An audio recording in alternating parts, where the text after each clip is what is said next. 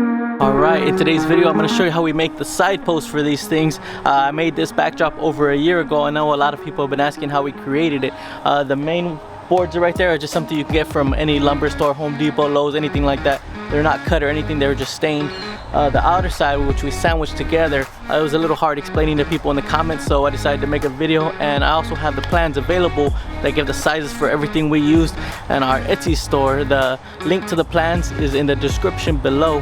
And thanks for watching, and please like and subscribe. It really helps our channel grow.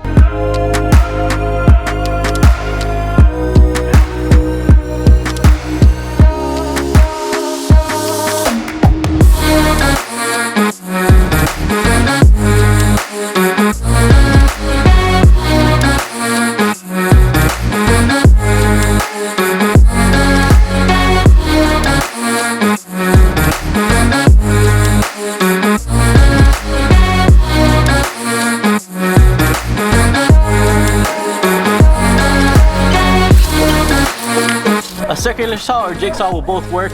Circular saw is definitely better.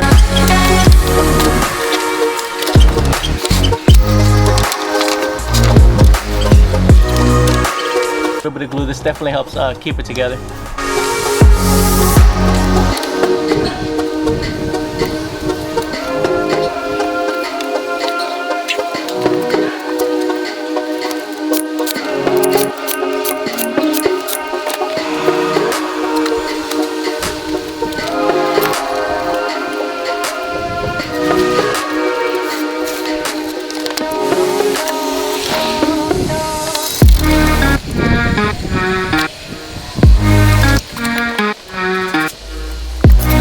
And definitely pre-drill with the drill bit just to open up a little bit of the wood, because if you start just putting screws through, it might work, but it also might split the wood, and if it splits it, it's no good.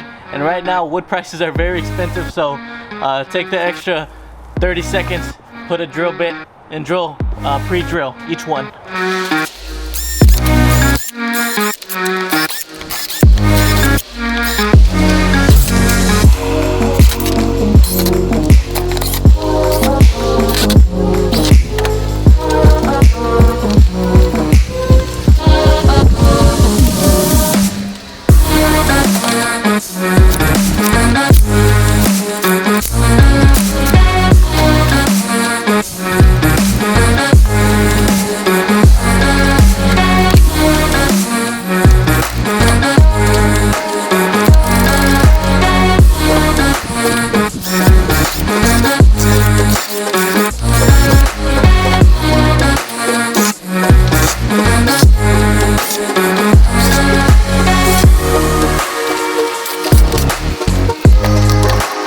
When I first built this, I did not put those the brown boards, the masonite, the tempered hardboard.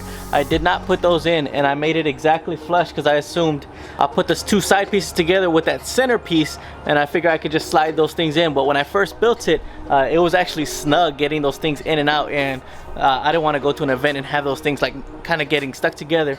So I just wanted to create a little gap. You can use something else if you want. That was just something that gave me the right size of what I needed to separate, just to make the gap just a little wider, so these boards will slide in and out no problem. Let me show you with an example board. This board, in and out no problem.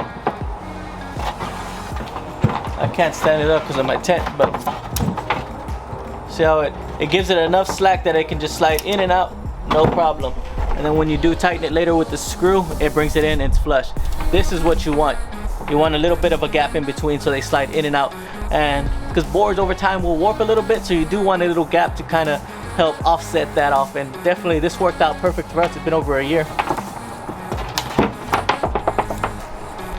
The main part you are going to be looking when you're building this leg is the bottom side. Well, at least one side. You'd want both, but wood's never perfect. But at least one side, the bottom, you want that as flush as you can get it coming this way.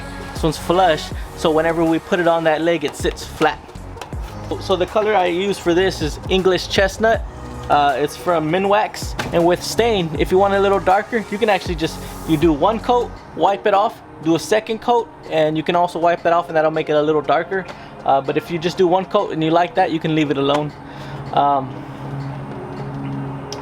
what I did for mine, since I knew I wanted one side white and one side stained, is I stained the side I knew I wanted stained, and then I went around. I didn't mind if some stain went over to the other, so the white side, because I hadn't painted it yet. And then I went over with some masking tape, and I taped off a perfect line all around, and then I kind of just painted it. I have an air sprayer, and so I painted the whole thing all at once. It took me 2 coats. If you are going to be using paint and you're going over white, I would definitely primer, especially over the knots. And wood, I don't know if you can see, you see these knots right here. You'll paint over white, but maybe in about 2 months or so, or it could even happen in a week or so, but these will eventually start to show through and you'll see a little brown stain, and I didn't like that. So definitely primer over these and then paint your white if you're gonna paint. If you're gonna stain, don't do nothing, you just stain it the way it is. I'll just show you real quick. To stain something, it's very simple. You pick the stain, which is the hardest part, and go looking around Home Depot or Lowe's. They usually have like little setups where you kind of see what that stain looks like. And this is going to be pine board. It's common board usually. So just look for the one that's pine and look what the stain, what it does to pine, the different colors they can make. And also remember, a second shade will always make it a little darker. You don't need to shake stain. It's fine the way it is. You can use anything. You can. Most of the time I use like an old sock or any old washcloth, terry cloth, anything. This is just a paper towel, just for demonstration purposes. And this stuff does smell, so outdoors only.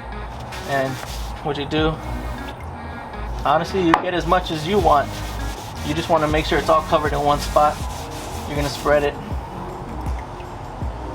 Wear gloves, because this stuff will stain your hands. And you're just kind of spreading it around. That's all you're doing. And then once it's on, you can let it dry a little bit, but you're always gonna want to wipe that excess off.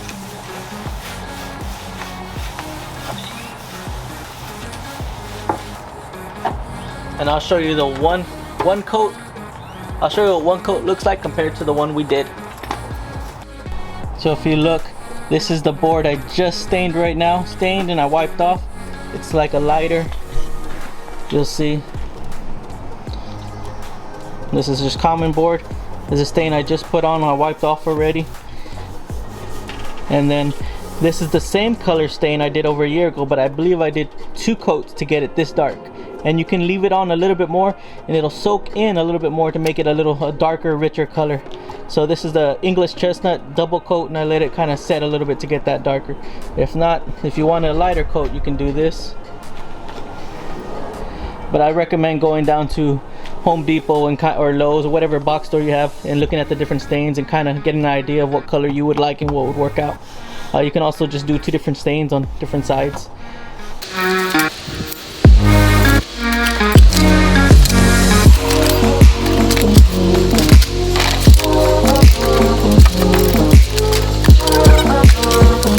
Use this square as a guide. It'll kind of give you a straight cut with circles off.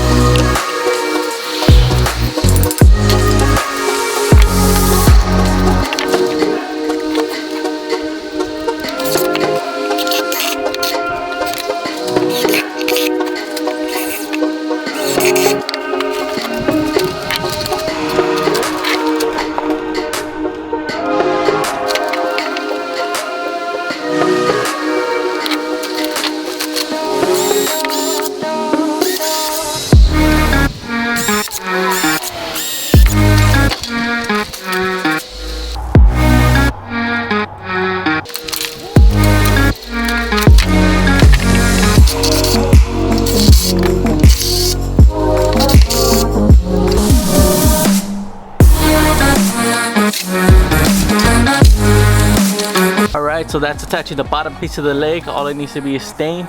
Make sure you use the right size of screws so it goes appropriately through, but not all the way where it's sticking out on the other side, especially on the floor and the bottom. These sizes fit perfect. All I did was stain and paint. It's your choice. You can stain both sides different colors, stain them one white wall and a stained wall. Definitely spend some time to try to get the color that you're looking for. Alright, this is definitely a great project.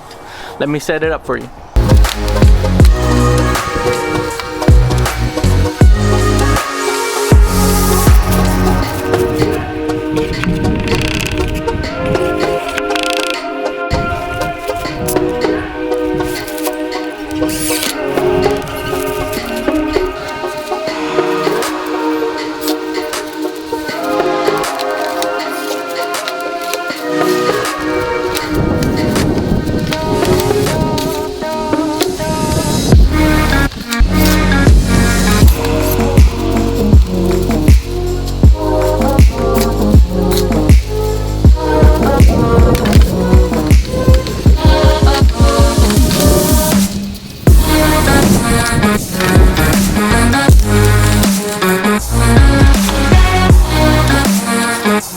This one has a little screw on top for balloons or anything.